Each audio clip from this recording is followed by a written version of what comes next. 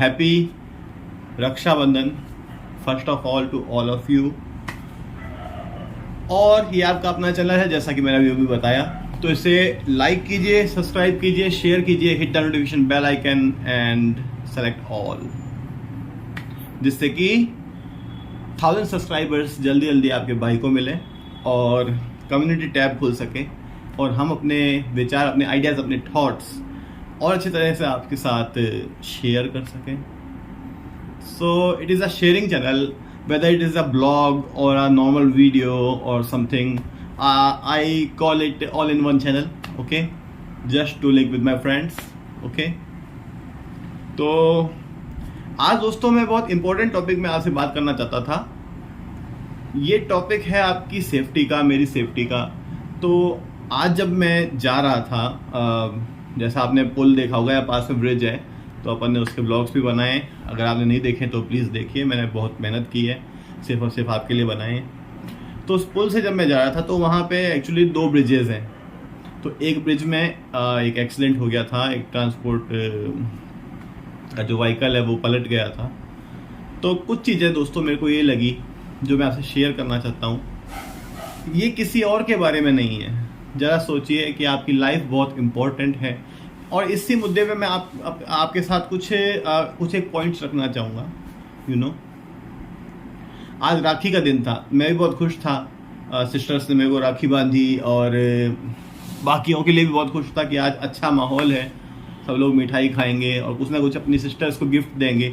और वहीं अपन देखते हैं कि एक व्हीकल एक्सीडेंट हुआ है। मैं नहीं जानता दोस्तों कि उनके जो ड्राइवर थे वो कैसे होंगे। आई थिंक वो अच्छे होंगे, कोई हताहत तो नहीं हुआ, मुझे ऐसा लग रहा है, किसी को कोई डैमेज नहीं पहुंचा है। पर कुछ चीज़ें होती हैं दोस्तों, देखिए, अगर हम सारी समस्याओं को इस तरह से देखते हैं कि वहाँ पे कोई खड्डा होगा, तो खड्डा भी नहीं था। और अगर होता भी दोस्तों तो लाइट की व्यवस्था, खड्डा, ये सब तो हमेशा से रहे हैं और हमेशा से रहेंगे। तो उनके बीच में कुछ ऐसी सावधानियां जो हम खुद बरत सकते हैं। तो मैं इनके उपलक्ष्य में, संबंध में कुछ पॉइंट बताता हूँ। तो नंबर 1 पॉइंट मेरा दोस्तों ये है कि मेरा आपसे एक बहुत बड़ी अपील है कि कई बार हम लॉन्ग टूर करते हैं तो उसमें हमें नींद आने लग जाती है।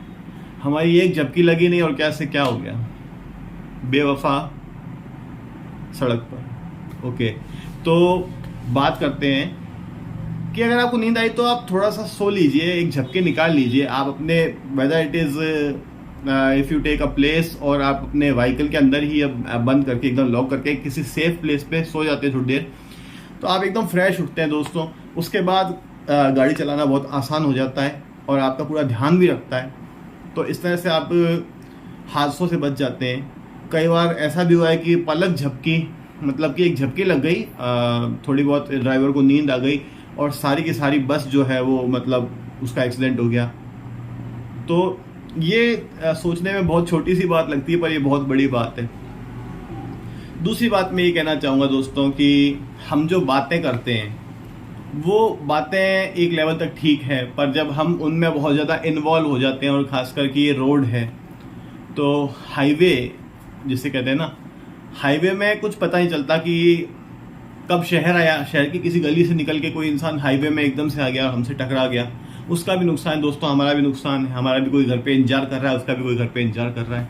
तो हम ये कर सकते हैं कि थोड़ा सा बातें कम करें, या फिर देखिए, बातें तो रुकती नहीं है। आप टाइम पास का क्या जरिया है रास्ते में, तो ये जरिया है कि हम एक दूसरे से बातें करते हैं, थोड़े गप्पे शप्पे लड़ाते रहें। पर इतना है कि कभी कभी जब आप ऐसी जगह पे आ जाते हो जहाँ पे खतरे की संभावना बहुत ज़्यादा हो जाती है, जहाँ पे आपको कॉशन रखना होता है, तो वहाँ पे आप थोड़ी बातें कम कर दें। दूसरी बात यह है कि, मतलब मैं ऐसा मानता हूँ, क्योंकि जब भी मैंने ट्रैवल किया है तो मैंने ये चीज़ फील की है कि अपनी ट्रैवलिंग का एक टाइम होता है। जैसे आपको बताता हूँ कि मेरा एक टाइम है, या तो मैं दोपहर से जो शाम ढल रही होती है उस समय बाहर निकलता हूँ कहीं, अगर मेरे को किसी डेस्टिनेशन में रीच करना है, पहुँचना है, तो उस समय जो पीपल होते हैं, व्हीकल्स होते हैं, वो हाईवे में बहुत कम होते हैं। या फिर सुबह सुबह 4 बजे का समय हो गया, 5 बजे का समय हो गया, तो आप सब देख सकते हैं कि उस समय सब लोग ऑफिस के लिए तैयार हो रहे होते हैं, बच्चे भी स्कूल के लिए तैयार हो रहे होते हैं। तो उस समय कुछ ही लोग होते हैं जो कि बाहर जा रहे होते हैं, किसी लॉन्ग टूर पे जा रहे होते हैं, तो वही आपको हाईवे में मिलेंगे। हो सकता है और लोग भी आपको मिल जाएं। मैं तो एक कॉमन आइडियाज के बारे में बात कर रहा हूँ।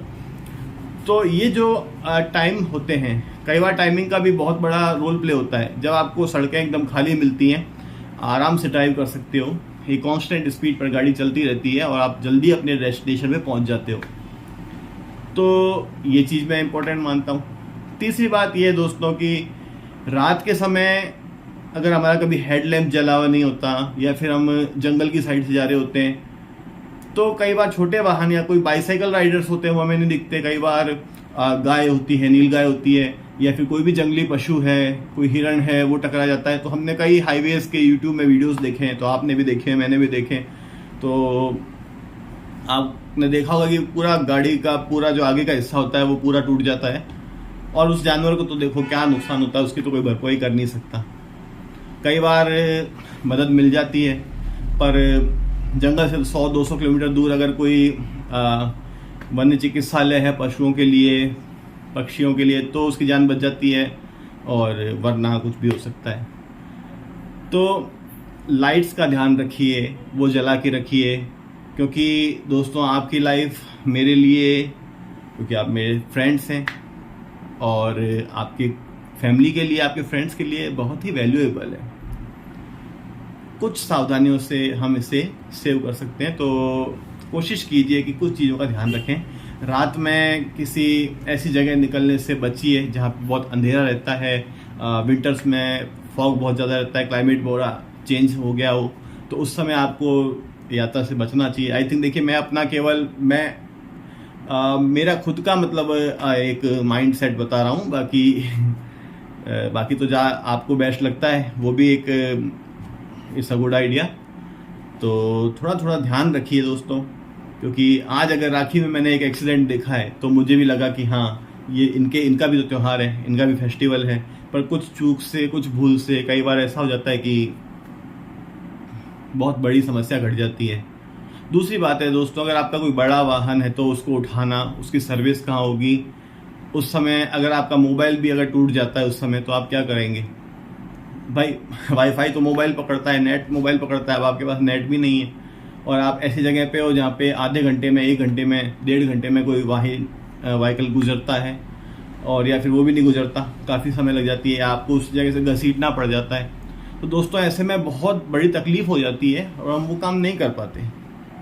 ऑब्वियसली कैसे कर पाएंगे, क्योंकि वहाँ पे कोई है ही नहीं, और सामान भी आपका सारा खराब हो जाता है, गिर जाता है, बर्बाद हो जाता है, टूट जाता है। So there are many risks in life ना, बट विद सम कॉशंस, थोड़ी सी सावधानियों से हम रिस्क को कम कर सकते हैं। तो बस इसी टॉपिक पे आज आपसे बात करनी थी। उम्मीद है कि वो फ्रेंड भी सही होंगे और अभी तक सही सलामत घर पहुंच चुके होंगे, क्योंकि जिस तरह से वो वाहन गिरा मुझे लगता है कि हाँ, वो सेव हो जाएंगे। और अब पूरा प्रशासन वहाँ पे आ गया है और प्रशासन अपना काम कर रहा है। वहाँ पे उनके जो व्हीकल को सही किया जा रहा है, वहाँ पे स्टॉपर भी लगा दिए हैं ताकि और कोई इंसान नहीं गिरे।